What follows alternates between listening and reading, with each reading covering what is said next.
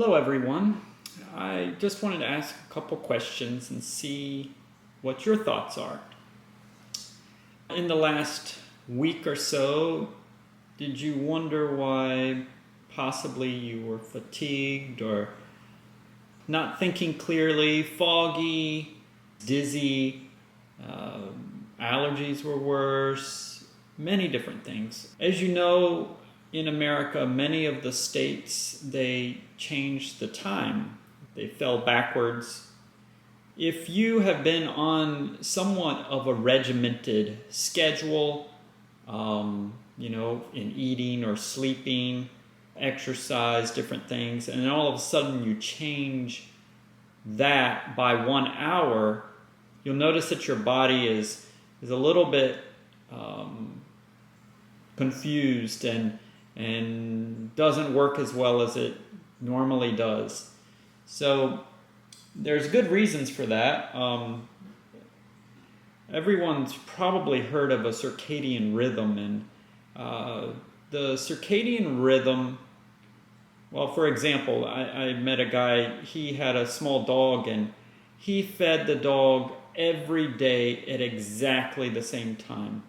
And it came to the point where if he was out and doing something, that the dog, to the minute, would come to him knowing that it was his time to eat. So humans are on a circadian rhythm too. And if you are maintaining a schedule and then you switch off of that schedule, you will find that you don't feel good. Have you ever been super hungry and you couldn't get to where you were going in time to eat, and by the time you got there, then all of a sudden you went to eat and you noticed that hunger had left you. You weren't hungry. And you go ahead and eat, and you might have felt very groggy and not very good, sort of sick feeling after. That is because your body was expecting food at the time it was accustomed to, and when it did not get that food, your digestive system and all the supporting organs that support that digestive process turned off and were waiting for the next meal that you normally take. They found that, for example, if you're always eating at 7 a.m., you have about a 30-minute window before and a 30-minute window after that your digestive system will take and assimilate that food. It will digest that food. But if you're outside of that, say if you eat an hour early or an hour late or 2 hours early, 2 hours late, that food ends up fermenting in the gut. And you can produce up to 32 ounces of alcohol from stomach fermentation in a 24-hour period. So that will cause grogginess, that will cause fatigue, that will cause numerous other things. So besides that, you're not getting the full nutrition of your food that you're partaking either. So just letting you know, sticking to a schedule is very important. So what to do when the time changes? Had a guy that was,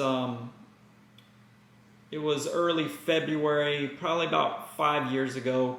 He came to me with hypertension, with diabetes, and within 3 days on the plan, he didn't need his medications anymore. He was going along.